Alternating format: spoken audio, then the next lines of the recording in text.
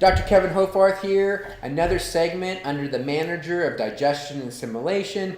Today we're going to talk about reflux and your relationship to taking a bunch of Tums or Zantac or Prilosec. So stay tuned.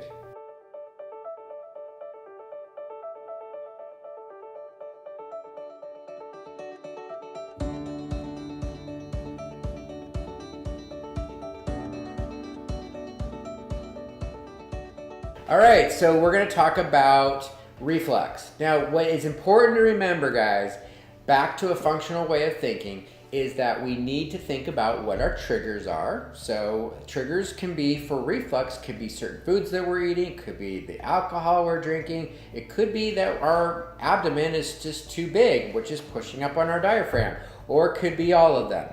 Now, the traditional way of approaching is let's just stop the symptoms and give you a Zantac, Prilosec, take a Tums, blah, blah, blah. This is changing our physiology dramatically in the digestion assimilation pathway. This isn't helping this particular manager long term, especially if you're taking them more than, say, 6 weeks at a time.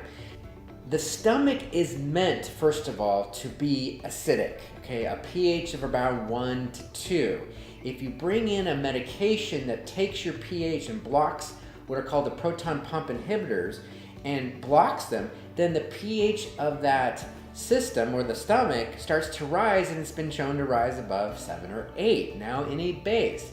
Why is this a problem? This changes physiology dramatically because the stomach is meant to be acidic for a couple reasons. Number one, the hydrochloric acid is meant to convert pepsinogen into pepsin, which helps us break down proteins, okay? Number two is acid is supposed to be a protector, okay? So if something bad comes into your system, it's the first line of defense that it goes and sizzles it and takes it out. But if it's not in an acidic state, whoa, now our defenses are partially down.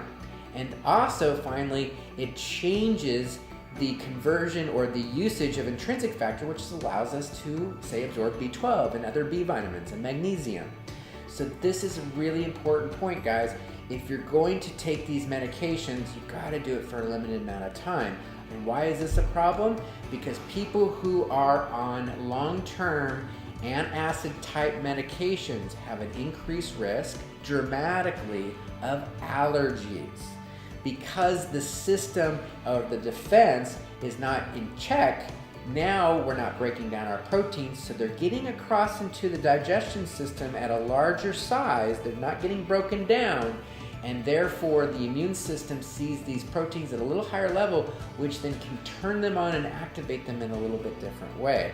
So, if you're suffering from allergies, think, are you having low acid? And if you have symptoms of reflux or heartburn, the normal and intuitive way of thinking is, oh my gosh, I got too much acid. Well, actually what's happening is that the true theory is now is that the pressure in the stomach is actually rising due to the low acid state or the more base, and it's lifting up on this lower esophageal sphincter and allowing some acid to go up, giving us this symptom of heartburn or reflux. But it's not a matter of having not too much acid, it's generally related to not enough. Now, are there exceptions to this rule? Of course. What do we do about this? Well, first of all, you can try simple things like taking in some, apple cider vinegar. That can be a test case for you to determine if this helps your stomach symptoms.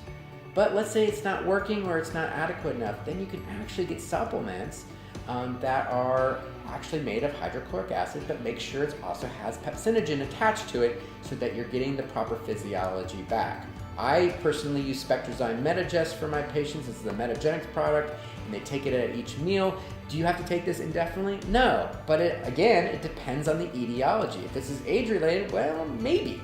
But it certainly improves the digestion assimilation pathway, which helps, again, reminder guys, to keep the stomach in an acidic state, which then, if we don't have an acidic state, then the stomach contents, if they're more base, they're dumping into the small intestines, and guess what? The small intestines is used to having acid, but now it's a base, and so the flora or the microbiome starts to rise, and more bad bacteria can override versus good bacteria, which then can lead to other problems called small intestinal bowel overgrowth. Totally different area, another discussion for another day. It's called SIBO, but I just want you guys to recognize the implications of taking these drugs too often or not being aware that acid is a very critical piece in the digestion and assimilation manager.